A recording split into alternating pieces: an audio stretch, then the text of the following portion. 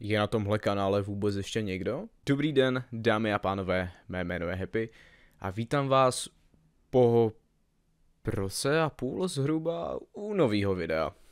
Od posledního videa se toho spoustu změnilo. Ať už to, že jsem se vrátil zpátky k rodičům do mého dětského pokoje, ať už třeba to, že se ze mě stal učitel, po případě to, že se ze mě stal amatérský fotograf, anebo to, že po roce a půl fakt točím video, kámo. Strašně zvláštní pocit, ale že strašně zvláštní pocit.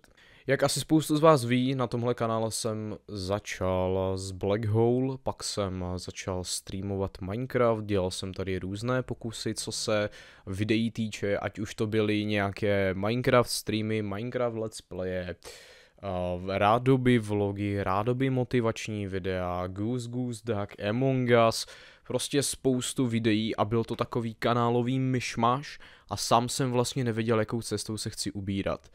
V pozdější fázi už jsem začal spíš tak jako říkat, hele, jo, já jsem prostě youtuber, tady koukej, já tady mám kanál a aby mě ten kanál neumřel, tak na něm občas vydám video, to, že si jdu s náhodnýma lidma zahrát, natočím 1,5 hodiny dlouhý záznam a potom to vydám. Bylo to strašně kontraproduktivní. A mě to začalo takovým strašným způsobem štvát a tak strašně jsem šel proti sobě, že já jsem potom vlastně úplně přestal natáčet. Ať už potom, co jsem vydal video, co se Futurami týče, tak jsem furt vzpomínal na to, co bylo předtím a strašně mě to vadilo, protože já, jak jsem se k vám jako k fanouškům choval, že já jsem vlastně akorát zapnul jakoby natáčení a bylo mě všecko uprdele, jenom jsem tam hodil prostě nějaký to, tak jak jsem uprostřed videa prostě začal kámo večeřet. Prostě karanténa byla wild as fuck. Každopádně to, proč jsem nenatáčel, tak má spoustu důvodů. První důvod je to, že jsem se hodně uzavřel do sebe. Já jsem přestal chodit ven jako mezi lidi, spoustu svých kamarádů, tak jsem ne že vytěsnil, ale přestal jsem se s nima bavit, nějak jsme si přestali rozumět. Přestal jsem chodit na veřejné akce a moje potřeba se ukazovat všeobecně před lidma, před kamerou, šla tak jako stranou. A říkal jsem si, jestli vůbec má ještě smysl ten kanál nějak mít, jestli to nebude jenom jako nějaký archív, ale jakože měl jsem snahu se na YouTube vrátit. Vydal jsem pár videí, nebo lepší řečeno, natočil jsem pár videí, připravil jsem pár videí. Ještě některé jsou tam prostě v soukromých, co jsem si říkal, jo, prostě až přijde ten správný čas, tak je vydám. Jenomže od té doby já jsem zmužněl, to můžete vidět, nechci říkat přibral, řekněme zmužněl, pár vlasů mi odešlo dozadu anebo na bradu a tak dále a tak dále a když jsem se na to díval, bylo by hrozně zvláštní, kdybych natočil video, které plánuju natočit teďka během příštího týdne, snad se k tomu dostanu, a kdybych mezi tím vydával třeba rok staré videa, protože leč se to třeba nezdá, a vám teďka přijde, že furt jsem jako ten stejný člověk. Já jsem si díval na porovnání, jak jsem vypadal v létě a jak jsem vypadal teďka v lednu a připadám si jako úplně jiný člověk pod pohledu a i spousta lidí mě říká, že by mě nepoznalo, ale jo, jsem to já. Bohužel. Moje snaha a motivace natáčet vlogy mi přijde, že zkrachovala rychlejš než spousta dnešních začínajících podnikatelů, co se online kurzů, o tvoření online kurzů týče a já nevím všech tady těchto tématech. Bylo to i prakticky z toho důvodu, že já jsem přestal chodit na zajímavá místa a spíš tak jako ve svém volném čase, kdy jsem neměl kamarády IRL, tak jsem začal hrát Counter-Strike víc. Já jsem ho hrál celý život hraju CS prakticky.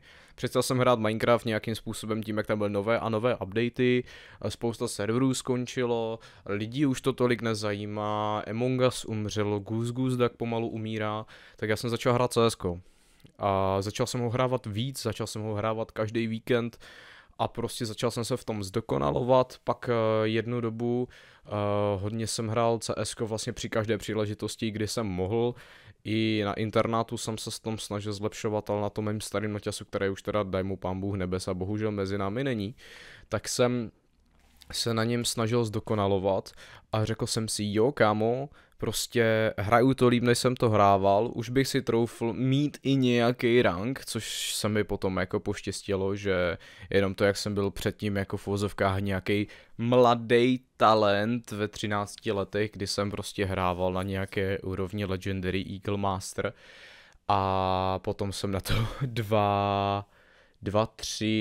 4 roky nehrábl, tak jsem si řekl, jo, bude vycházet CS2, tak já prostě se v tom začnu zlepšovat. A začal jsem hrát CS víc a tak dále a potom vznikla ta myšlenka toho, že vlastně bych si mohl založit Counter-Strikeový kanál. Tak jsem si ho taky založil a pokud na něm nejste, tak vám doporučuji ho navštívit a chytnul jsem na YouTube druhý dech. Prostě měl jsem motivaci natáčet znovu videa. Úplně, že kámo, wow.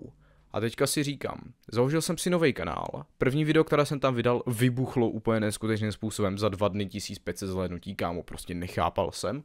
Tak jsem si řekl, jo, super, z prvního videa jsem dal 100 odběratelů za 3 dny. Nejvyšší čas prostě jít do toho po hlavě a soustředit se na ten jeden kanál. Už jsem tak nějak zapomínal na to, že mám tady vlastně jako vás. A pak mě to začalo takovým strašným způsobem demotivovat, že já vlastně teďka pomalu už zanechávám za sebou ten Counter-Strikeový kanál. Už nemám motivaci dál hrát Counter-Strike, protože mě ta hra za prvé zklamala, za druhé omrzela, ze třetí komunita stojí za hovno, takže podle mojí tapety můžete vidět, že jsem začal hrát LOLko. Ukamenujte mě, ano, ale prostě začal jsem hrát LOLko, ta komunita je jako příjemnější než ta Counter-Strikeová. Change my mind, yes, please judge me. Kámo, mluvím prostě jak Sugar Danny, děkuji. Nevím, co to se mnou udělal, tak pauza od YouTube, kámo. Každopádně, jestli se ptáte někde vzadu ve své hlavě, jestli ještě někdy budu hrát Minecraft, tak ne, nebo minimálně ne v nejbližší době. A já to hraní her teďka považuji pro mě osobně jako ztrátu času, protože se chci soustředit úplně na jiné věci. Pokud se ptáte, jestli budu vydávat videa, tak ano. Mám v plánu spoustu videí, ať už to, že jsem se jako amatér začal věnovat více fotografování, ať už svých známých, nebo svých známých od známých a tak dále a tak dále. Začal jsem se v tom zlepšovat a zjistil jsem, že je to pro mě takový příjemný relax, ať už focení přírody, focení portrétů, focení párových fotografií, focení akcí a tak dále a tak dále. Pořídil jsem si i pár nových objektivů, které teda nemám doma, ale mezi ně třeba patří tady ta 50, což je prostě must have, takže pokud jste fotograf nebo vyloženě vás baví dělat nějaké i záběry na dálku, ono to vypadá i dobře na videu, jo, takže pokud fotíte, pokud točíte a tak dále a máte prostě zrcadlovku, 50 s 1.8, tohle je myslím STM-ko, jo, tohle je motor STM, tak to je prostě kámo must have. Každopádně z videí, co chystám, tak vyjdou minimálně 3 během tohoto roku. Říkám minimálně, protože ty videa už mám prostě předchystaný.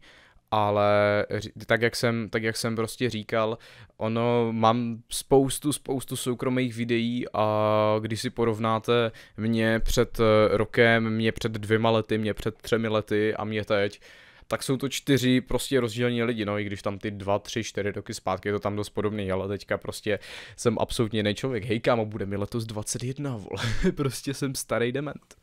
Každopádně, mám teďka nápad na video, které by mohlo docela dost lidi bavit. Nejenom vás jako fanoušky, ale i lidi na ostatních sociálních sítích, jak už to Instagram, Facebook, případně i tady jako YouTube, ale většinou diváky, co navštěvují YouTube Shorts. Je to prakticky street content, který mě extrémně baví, ať už street fotografii, kterých jsem pár natočil a dokonce i vydal, akorát to není přístupné pro Českou republiku, takže pokud jste někdo na TikToku, případně na YouTubeku viděli můj ksicht, což jako není moc časté, ale třeba jo.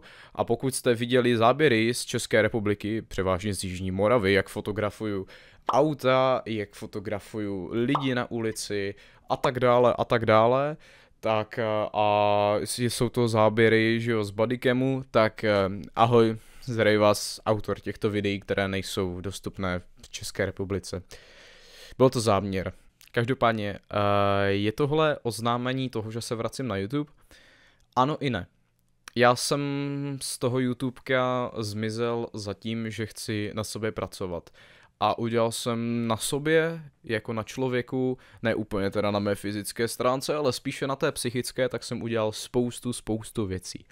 A myslím si, že teďka je ten nejvyšší čas, abych ten svůj posun skloubil s tím, co mě baví. Vykašlal se pořád na svoje přemotivované řeči ve vlastní hlavě a začal trošku více uvažovat nad tím, jak tu hlavu vypnout. A proto jsem si i dneska řekl spontánně, velmi spontánně, že si sednu před kameru, všechno to tady na vás vychrlím, vy si z toho vezmete, co chcete. Já až tohle budu stříhat, tak budu mít chuť si jít vyčistit zuby jedním nejmenovaným materiálem. A potom, jak to vydám, tak děj se vůle boží.